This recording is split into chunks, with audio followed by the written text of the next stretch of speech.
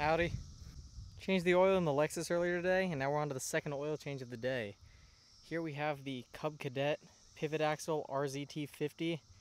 Has the Kawasaki FH661V engine in it, or motor, whatever you like to call it.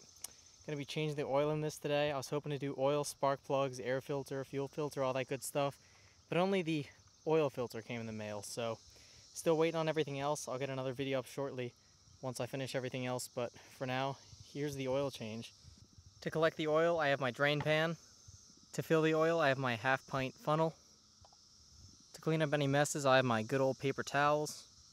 Now the mower actually only needs 2 quarts of oil, but I have this 5-quart bottle of 10W30 Mobil 1 full synthetic oil that I got out in Colorado, so we're going to use that. Like I said, it takes just shy of 2 quarts, it's 1.9 to be exact. And here is the oil filter that we will be using. It is a Kawasaki genuine oil filter. So I'm going to start by taking my drain pan and putting it underneath of the mower so that it can collect all the oil that leaks out. See those little holes right there? That's where it's going to come through.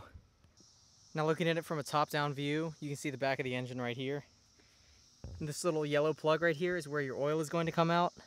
Mine's already hand loosened right here, so I'm just going to unscrew it by hand.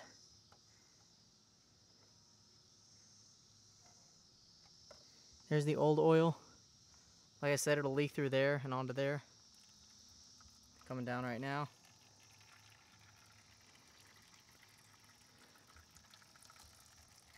Let that fully drain out. Now while it's leaking, I'll say that I'm pretty sure that there's supposed to be a little hose that you can attach to that. I don't happen to have one on hand, which is why I'm just doing it like this.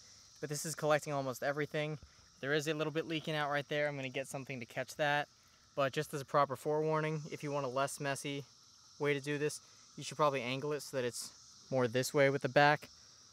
Right now, the way that it's going, it's all coming down here. You can see that most all of it has come out at this point. So I'm going to wipe up everything after that in just a second. It is just about done draining out from where I opened it up right there. I cleaned off this as best as I could. It's just about ready to reinstall. I'm going to, like I said, wipe up what's left right here. Alright, I'm going to take this, I'm going to put it back here. Get it screwed on back in.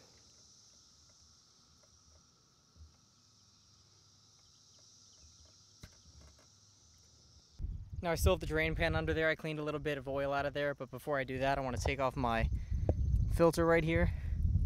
Just unscrews like so. And that'll spill out a bit of oil too, so be ready for that.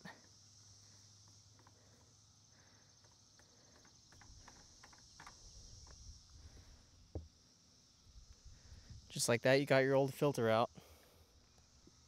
Now the part that I pulled out, you can see it's a 120-634. It is Stenz branded. However, it is replaced by the Kawasaki 490-65-7010. Now the one that I got, it replaces the 490-65-7010, and instead it is a 490-65-7024. I'll show that to you now. So like I said, the filter that we're using is a Kawasaki genuine oil filter. It is a 490-65-0724, which, as you can see, that it says it replaces the 7010 model. So let's get that out of the box and get it on. Now, as you can see, the filter in here does look a bit different than the one in here, but this is a genuine part. It is the same radius, so it is bound to fit. Now what I'm going to do, just to make sure it's the same radius and to get this lubricated a bit, I'm going to take this and kind of press it against this one right here. Get some of the oil off of here. You can see that it's got that seal of oil on it right now. You always want to make sure that it does that because it prevents dry rot when you put that back on, so that it doesn't get old and warp too quickly, and so that it'll keep it lubricated and make sure that nothing else gets out. You can see right there, I'll zoom in a little bit where it screws back on. You're going to want to just take the filter and screw it on the same way you took the other one off. Now it is threaded on, I'm just going to continue screwing it on. You can use an oil filter wrench for this if you'd like to. I usually prefer not to use it, but just screws on like so.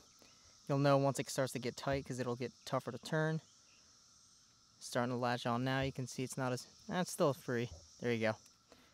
Starting to get tight. So, want to tighten it a good bit. You don't want to have it on too tight because you're going to need to get it off eventually when you change the oil again. But just tight enough to the point where it's not going to seep out any oil. Seems good how it is for me right now. Once you have that done, you can see the oil dipstick hole right here. You just want to unscrew that. I already checked to make sure it was loose. And pop it out right now. You'll want to clean that off, clean off the lid, and then clean the seal around it before you start filling. Once you have that clean, you want to stick the oil filter back in that hole. Like I said, the dipstick says right here, 10W30 oil. It says if you're going to check the correct oil level, don't turn the cap on the threads, just stick it in. So we'll remember that in a second when we test it to make sure it's full. But for now, let's get 2 quarts of oil in there. New oil right here. Let's fill her up.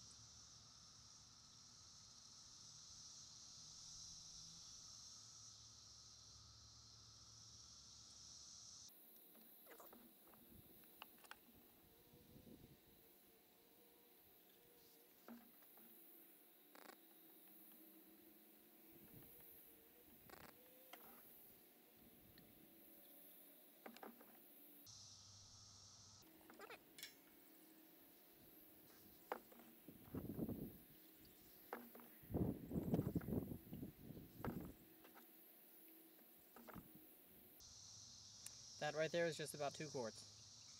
Now I have my dipstick right here.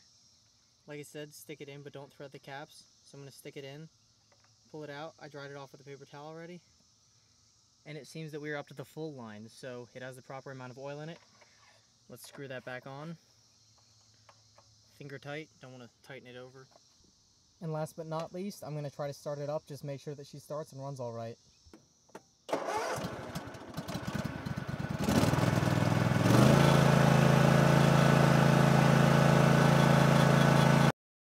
Looking around back, I'm not seeing any leaks. Seems like she's running without any leaks to me.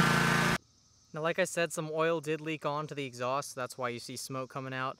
I checked, there's no smoke coming from any areas where there shouldn't be, so that's just my fault for not cleaning it up as well as I could have. I'm going to wrap up cleaning it up. I'm just going to wipe the rest of it down. Shouldn't be anything that you need to see how to do. Well, there it is. That's how you change the oil on your Kawasaki FH661V engine or your Cub Cadet Time Saver Pivot Axle RZT 50 lawnmower. Hope that's helpful for anybody who needs to know it. Quick little video. Hopefully I'll do spark plugs next week along with fuel filter and air filter.